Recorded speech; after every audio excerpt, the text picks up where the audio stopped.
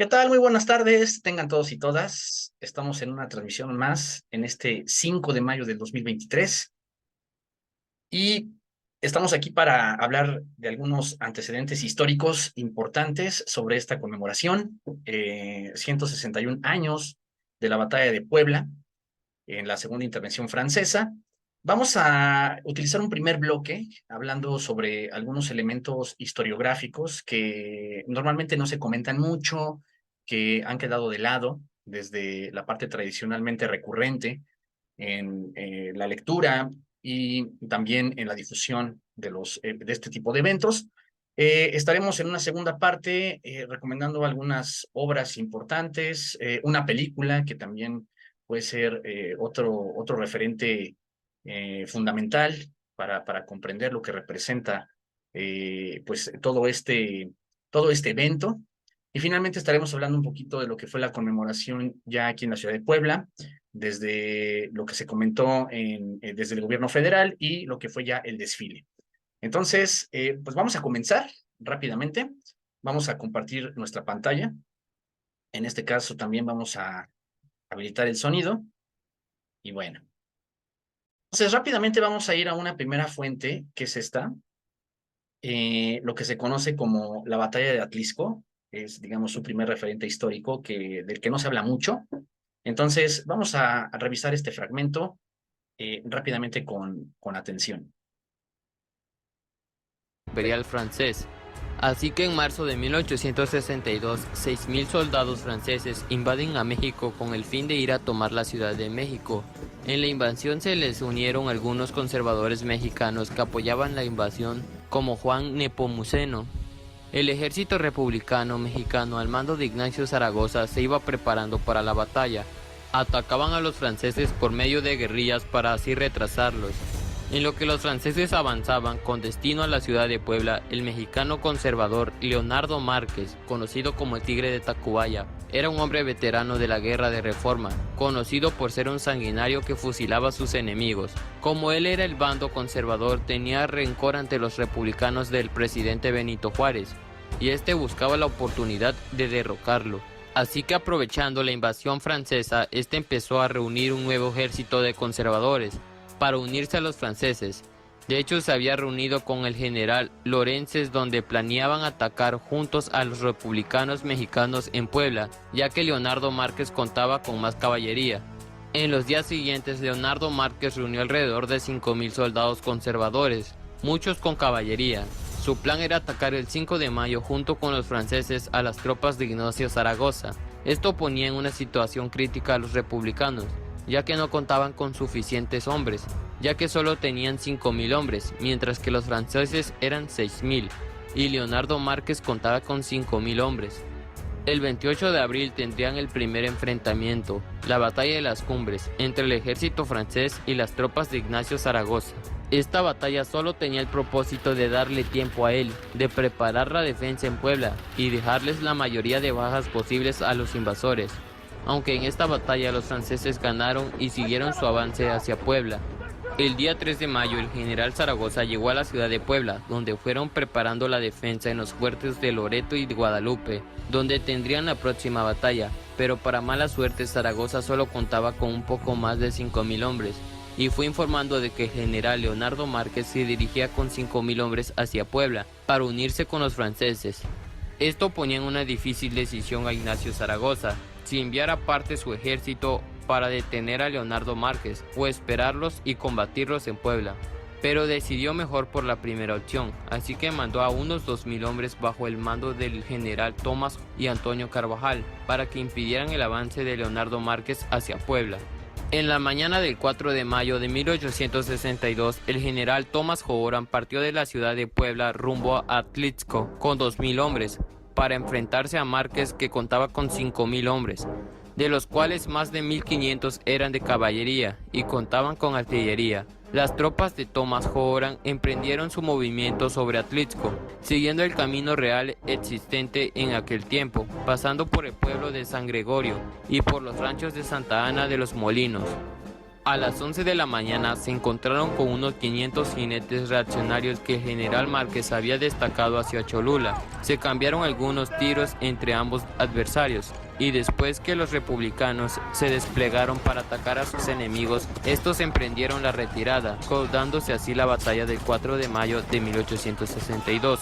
Pocas horas después, al llegar al puente cercano al Rancho de los Molinos, en donde el camino cruzaba la profunda barranca de márgenes abruptas en cuyo fondo corre el río Alceseca, se dieron persecuciones entre las tropas republicanas para derrotar a los mexicanos conservadores, al grito de ¡Viva México y mueran los traidores! Hacia las 6 de la tarde ese mismo día, después de una larga jornada, la tropa republicana ocupó el pueblo de Atlixco. La batalla había sido ganada por el ejército republicano, derrotando a los conservadores nuevamente.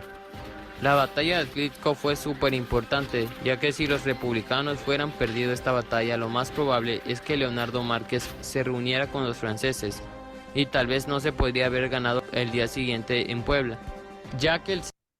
Bueno, obviamente pues este fragmento lo pudimos encontrar desde esta fuente. Se titula La batalla de Atlixco, una victoria que México olvidó.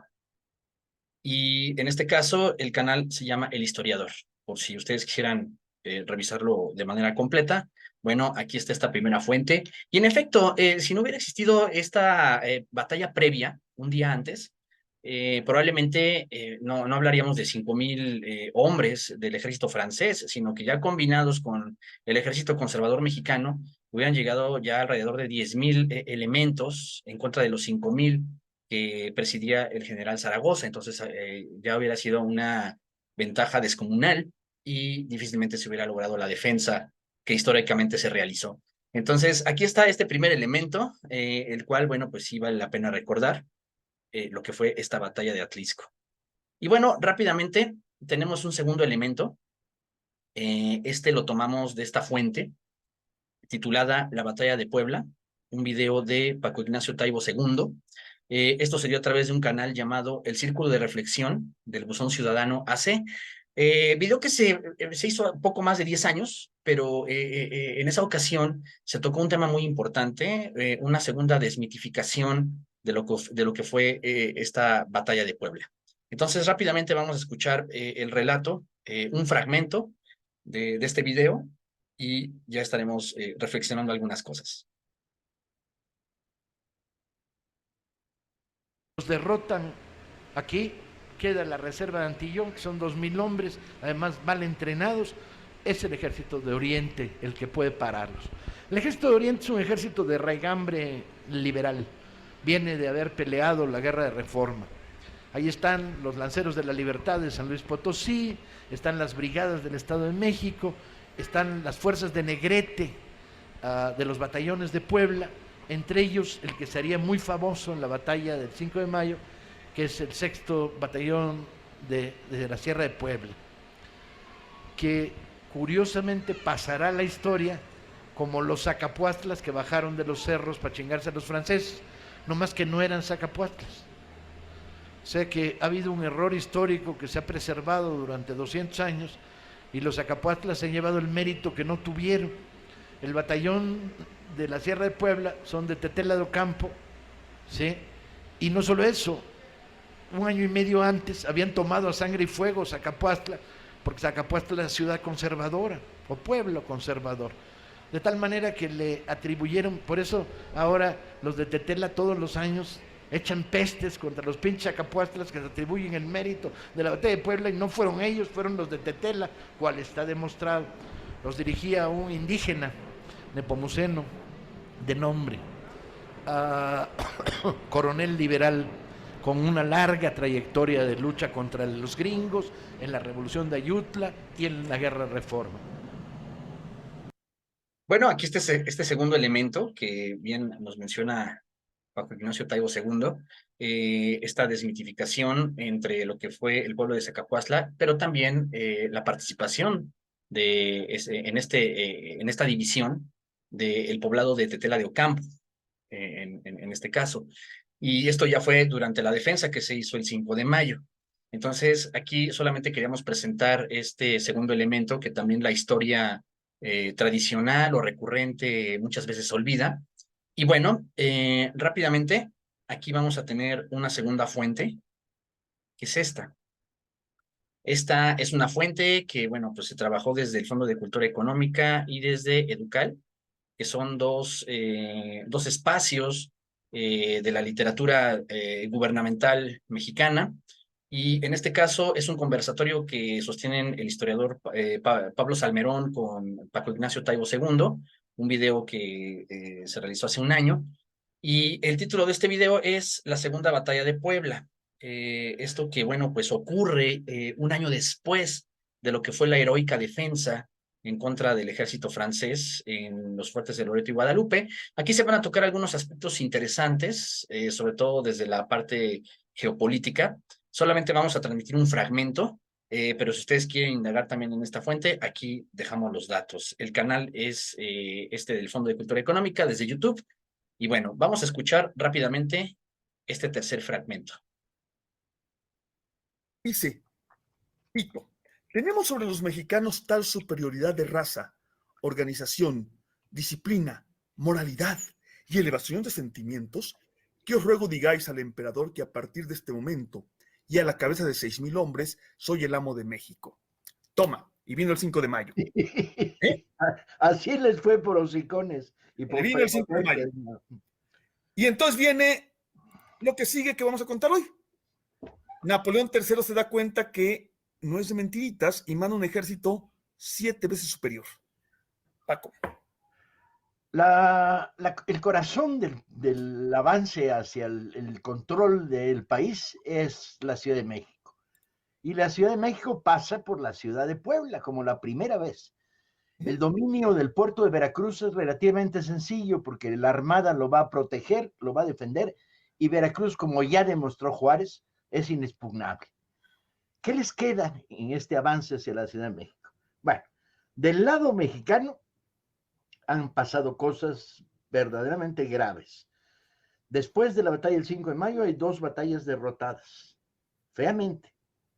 Sí. Tenemos 2 derrotas muy dolorosas. La del Cerro del Borrego, doblemente dolorosa, porque teniendo acogotados a los franceses, errores en la conducción, en la combinación de los ejércitos, como siempre los ejércitos mexicanos formados por brigadas regionales coordinan muy mal sus acciones de guerra. Y ahí estas derrotas van a ser graves porque van a colocar al ejército mexicano en la defensiva. ¿Y qué es el ejército mexicano? Bueno, el ejército mexicano no es un ejército, son 2, porque por disposiciones de la presidencia y del ministro Blanco de la guerra se crea un ejército de Oriente, otra vez el ejército de Zaragoza, y se crea un ejército del centro que operarían conjuntamente. El ejército de Oriente, el 5 de mayo reconstruido, está en manos ahora de González Ortega. No es una figura menor González Ortega. La muerte de Zaragoza por enfermedad, después por estar atendiendo a los heridos en los hospitales de campaña, contrae tifoidea y muere rápidamente, va a plantear el nuevo mando de la figura mayor de la resistencia. González Ortega no es una figura menor, ni mucho menos Jesús González Ortega. Viene de abajo, viene de haber sido gobernador de Zacatecas, de haber creado un ejército de hombres armados con machetes y lanzas durante la Guerra de Reforma. Y es ni más ni menos que el vencedor de la Guerra de Reforma. Las batallas en el centro que terminan con la batalla de Calpulalpan lo convierten en el general que venció la Guerra de Reforma. Y Zaragoza era su segundo al mando, o sea, así es. Estaba González Ortega. Entonces, no es una figura menor el hombre al que ponen a la cabeza del ejército de Oriente. Bueno. Tiene una cabeza muy ordenada y quizá el único problema que carga es la cautela. Y la cautela no es un problema personal, es un problema de que las 2 derrotas que tuvieron en el ínterin entre el 5 de mayo y la segunda batalla de Puebla les pesa. Arriesgar a los ejércitos les pesa. En Puebla han logrado conjuntar un ejército particularmente interesante. Los cuadros que están ahí son los de la primera batalla renovados. Es cierto, está Negrete, sí, está Escobedo, sí, ahora con mando. Pero hay otros que pesan tanto más. como Gilardi, el italiano garibaldino que viene a sumarse como coronel al ejército mexicano, como Ausa, ¿no? Personaje zacatecano, como Antillón, ¿no? Y algunos muy chistosos, como el Cuartelmaestre González, que es un El Loco personaje, Mendoza. el Loco Mendoza, que es un personaje liberal, potentemente republicano, pero simultáneamente tiene guardado en un cajón los papeles que demuestran que desciende de la nobleza española. Y eso que es liberal, liberal. Pero que en la plaza de Cuartelmaestre va a ser clave. El Cuartelmaestre es el que organiza aquella comida, pólvora, balas de cañón, etcétera, etcétera, etcétera. Y tiene un ejército muy, muy disgregado, formado por brigadas regionales. Bueno, aquí tenemos esta tercera fuente. Obviamente la batalla no acabó con la defensa de Puebla, el ejército francés se reorganiza. Es una intervención que dura pues prácticamente unos años más, hasta el año de 1867, en donde también hubo pues altibajos. Finalmente, bueno, ya para este año que mencionamos, es cuando, bueno, pues esto ya acaba con el fusilamiento de Maximiliano y la restauración de la República Liberal. Bueno, lo que sí es importante es tomar en cuenta también este fragmento en el cual esta segunda batalla de Puebla no es muy tocado, precisamente porque no tuvo los mismos resultados y tuvo el mismo valor discursivo, mítico, de lo que fue la primera batalla en el año de 1862. Entonces, si quieren ver ya más detalles a profundidad, bueno, pues aquí está la fuente para que puedan hacerlo. Entonces, pues con eso cerramos este primer bloque. Pues en estos eventos que históricamente no son tan recurrentes, que no son tan mencionados. Y bueno, vamos a hablar ahora, en este segundo bloque, un poco sobre algunas obras importantes. Vamos a recomendarlas. Se encuentra esta primera obra llamada Patria, que es escrita por Paco Ignacio Taibo II. Como podrán notar, es uno de los grandes referentes en el estudio de este periodo, digamos, de intervención francesa. Y en este caso, aquí tenemos esta obra, Patria, en donde hay un recuento detallado de lo que es la batalla de Puebla, los 62 días que fueron del 16 de marzo al 17 de mayo de 1863, en donde se calcula un número aproximado de pérdidas entre muertos, desertores y desaparecidos de 9,000 mexicanos. En este caso, también luego de la rendición en esta segunda batalla y de caer prisioneros 26 generales del ejército mexicano, Díaz logra escapar a los designios de Forey de embarcarlos a Francia. Entonces aquí empieza también un recuento en esta cuestión también con el segundo imperio, digamos, de Maximiliano.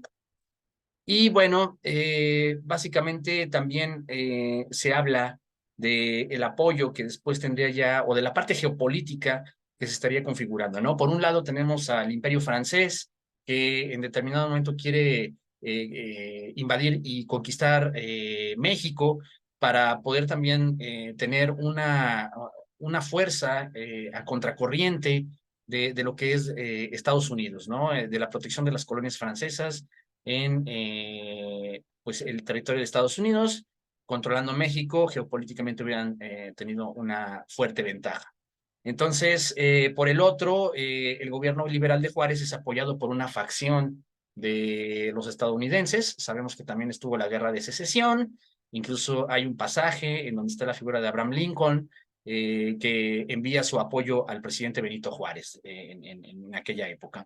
Entonces, bueno, este libro, Patria, pues es un recuento importante en este tránsito que va desde lo que fue ya una segunda fase en esta segunda intervención francesa a lo que ya sería el camino hacia la restauración de la República Liberal. Entonces, es una obra que vale la pena consultar. También está esta otra, esta es escrita por Jan Meyer, que se llama Yo, el francés, Crónicas de la Intervención Francesa en México. El periodo es 1862-1867. Y bueno, aquí también está esta reseña, ¿no? A Meyer también lo impulsa el patriotismo, largas anécdotas de guerra de su propio abuelo. Y en este caso, pues también hay algunas aportaciones desde la parte testimonial en cuanto a lo que se refiere a este periodo, no a lo mejor por testimonios en vida, pero sí por algunos escritos importantes o por familiares sobrevivientes de algunos personajes que estuvieron aquí en este periodo. Entonces, por ejemplo, se habla del encuentro entre Juárez y Porfirio Díaz. Recordemos que la figura de Porfirio Díaz en esta época fue fundamental, sobre todo si hablamos de la batalla del 5 de mayo. Él prácticamente es el último frente, el frente que cuida la retaguardia y que finalmente, bueno, pues ya acaba con lo que sería ya el triunfo del ejército liberal mexicano sobre el ejército francés. En donde, bueno, pues ya esta es una fase en la que Porfirio como general liberal pues tuvo gran reconocimiento. Después ya otra cosa sería lo que ocurrió años más tarde, ¿no? Ya con su gobierno. Pero bueno, en este caso también habla ya de un Juárez envejecido, de miembros, digamos, de su círculo liberal, ¿no? De la figura de Sebastián Lerdo de Tejada, y bueno, pues ya es prácticamente la descripción de este cierre hacia la restauración de la República Liberal. Y bueno, tenemos esta tercera obra, que es de Carlos Tello Díaz, que se llama Porfirio Díaz, su vida y su tiempo. Digamos, una etapa de guerra entre 1836 y 1867. Entonces, bueno, pues esta obra revitaliza muchas de las anécdotas bueno, tiene este personaje, Porfirio Díaz, de su trabajo, que fue importante y fundamental para lograr la victoria y lo que sería después la restauración de la República Liberal. Y bueno, pues son elementos narrativos que también pueden ayudar a entender un poquito más estos pasajes. Entonces, aquí están estas obras que son, siempre es importante ahí reconocer algunas fuentes literarias. Y rápidamente vamos a pasar a esta otra recomendación, ya para ir cerrando este bloque. Tenemos esta película llamada 5 de mayo, La Batalla. Fue un largometraje realizado en el año 2013, hace 10 añitos, en donde, bueno, pues hay varios actores reconocidos, importantes. Y básicamente, bueno, pues aquí es pues toda la reproducción, el recuento de lo que fue este tránsito, ¿no? De lo que fueron los días previos y ya el día preciso de esta defensa desde los fuertes de Loreto y Guadalupe. Entonces, bueno, pues aquí está esta película, una película de este director, de Rafa Lara, y bueno, no es, digamos, el largometraje más reconocido, pero tiene algunos elementos importantes y bueno, pues la recomendamos para quienes también quieran en este día ahondar en ciertos detalles. Entonces, bueno, pues aquí estamos cerrando este pequeño bloque en donde, bueno, pues hacemos estas recomendaciones y rápidamente, bueno, pues ya vamos al cierre de nuestra transmisión. Vamos a hablar un poquito sobre lo que ocurrió durante este día en términos políticos, en estas conmemoraciones que se hicieron desde el gobierno de la República, ¿no? Desde la parte federal, desde el gobierno estatal. Hubo mucho movimiento aquí en Puebla, sobre todo desde el ámbito político. Entonces, rápidamente vamos a revisar algunos videitos, algunas referencias importantes para que, bueno, también podamos estar al día en ese sentido. Entonces ya hablamos un poquito de esta actualidad, ya lo habíamos mencionado desde el principio, es la conmemoración número 161 de esta batalla de Puebla. Entonces rápidamente aquí vamos a ir haciendo un pequeño recuento de lo que fue ocurriendo en este día. Aquí está. Aquí estamos pasando algunos videos importantes, interesantes, porque hubo dos eventos importantes este día. Fue primero la mañanera y después lo que ya se desarrolló en el desfile. Entonces vamos a tocar algunos puntos importantes en cada uno de estos eventos. Entonces tenemos esta primera nota que, bueno, nos menciona la batalla de Puebla representa la unidad de los mexicanos, buscar la justicia, no dividir. Esto lo afirmó el gobernador Céspedes ya en la apertura de, digamos, de esta conferencia matutina y mañanera. ¿Sale? El desfile terminó a la 1:30 de la tarde, el desfile cívico-militar conmemorativo. Hubo alrededor de 12.500 estudiantes y 6.000 militares quienes participaron en este acto conmemorativo. Y bueno, rápidamente tenemos, además de los detalles, tenemos lo que ocurrió en la conferencia mañanera matutina. Entonces, hay algunos elementos que fueron importantes. Fíjense, aquí hay una nota interesante. La vamos a revisar rápidamente y con calmita, ya que pues, hubo varios eventos en este día. Y aquí está. Aquí lo vamos a observar. Vamos a bajar un poquito. Es esta nota. Y bueno, aquí se nos menciona que en la mañanera el gobierno de Puebla y el gobierno federal anunciaron la realización de varias obras, entre las que se encuentran las siguientes. Lo que decía sería la línea 4 de este transporte colectivo llamado Ruta, que pasará por Puebla, Amozoc, Coronango, Cuautlancingo, San Andrés y San Pedro Cholula. Se va a extender, digamos, esta red. Y ahí va a haber colaboración de los dos gobiernos. También una nueva central camionera que conectará con 8 estados, eso es lo que también se está proponiendo. La intervención en los parques del arte, Paseo de los Gigantes, ecológico, ecoparque, metropolitano, para que, bueno, pues también existan ya otras vías de comunicación. Habrá un distribuidor central de abastos que, bueno, pues va a mejorar la conectividad con el estado de Tlaxcala, y habrá otro en el Boulevard 18 de Noviembre.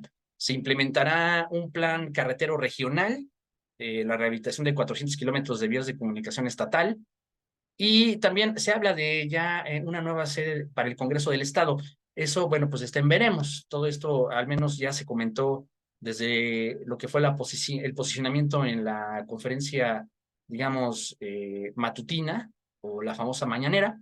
Entonces, bueno, aquí pues hubo otros recuentos, pero bueno, vamos a ver algunos videitos, algunos fragmentos importantes, sobre todo desde la parte, digamos, política. ¿Sale? Entonces, aquí, por ejemplo, nos menciona que, derivado de un acuerdo entre Joe Biden y Andrés Manuel López Obrador, la Embajada de Estados Unidos otorgará 885,000 visas de trabajo, ¿no? Aquí estuvo el secretario de Relaciones Exteriores, Marcelo Ebrard, definiendo esta posición. También estuvo el secretario de la Defensa Nacional, Luis Crescencio. Habló un poquito sobre la trata de personas, el robo a transporte, a casa habitación aquí en el estado de Puebla. Entonces ahí hubo algunos indicadores en la parte de seguridad. Y aquí está también esta parte política. El presidente López Obrador dice que apoya la gestión del gobernador Sergio Salomón Céspedes para devolver, fíjense, 1.900 millones de pesos, equivalentes al 75% de los 2.600 millones de pesos que desfalcó el gobierno de Rafael Moreno Valle por malas transacciones con este organismo muy reconocido, el SAT, que pertenece a la Secretaría de Hacienda y Crédito Público. Entonces también estuvo esta parte. También, bueno, pues ya habíamos mencionado lo de las obras, y bueno, entonces también se habló un poquito de lo que es esta empresa, esta empresa a la que se le concesionó, digamos, o a la administración del servicio de agua potable, llamada Agua de Puebla. Entonces aquí pues se hizo una recomendación desde el gobierno federal para que se revisen pues algunos detalles en cuanto a la concesión se refiere, ya que han existido siempre muchos problemas en torno a esto y muchas resistencias desde la ciudad de Puebla, desde el estado de Puebla, hacia el manejo y la administración de esta empresa, que bueno, pues se encarga de administrar el servicio. Y bueno, pues ya con esto vamos cerrando esta transmisión. No sin antes, bueno, rápidamente aquí cerramos esta parte.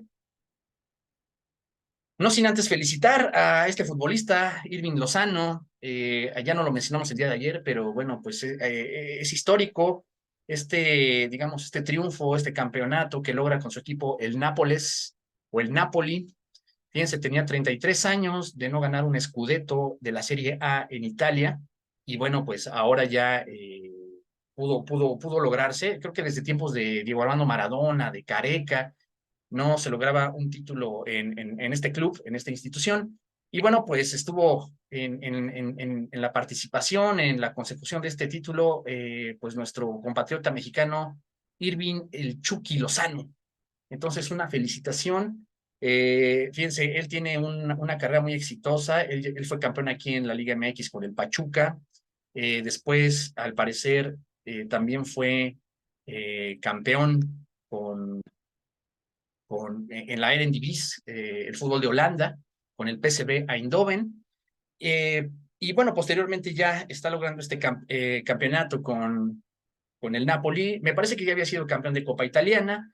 Entonces, pues un éxito más en su notable carrera como futbolista.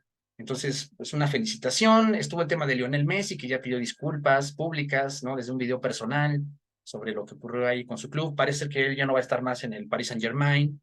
Él, pues hay algunas opciones de si se va a Arabia o regresa al Fútbol Club Barcelona. Estaremos pendientes de lo que vaya ocurriendo. Esto en la parte de los deportes. El tema de Sudán, muy lamentable con todo lo que ha ocurrido, toda esta guerra civil prácticamente, y otros eventos que, bueno, pues también han sido importantes, ¿no? Se subió otra vez la tasa de interés desde la Reserva Federal de los Estados Unidos. Esto está pegando en todos los mercados y economías del mundo, prácticamente. Entonces, también estaremos pendientes, igual de las leyes que ya algunas están publicando en el Diario Oficial de la Federación, en lo que habíamos comentado como esta marea de dictámenes, ¿no? Que se aprobaron en días pasados. Algunos también estarán siendo retenidos o habrá resistencias desde la Suprema Corte de Justicia de la Nación para que no pasen.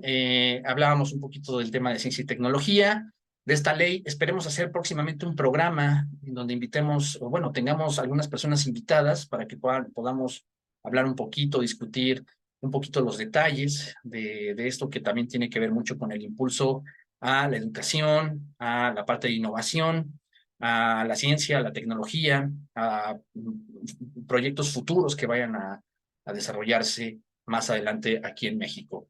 Entonces, esperemos que esta información pueda servir, sobre todo la parte histórica, estos detalles que a veces se omiten mucho, pero siempre estamos aquí para poder generar pues diversos puntos de vista.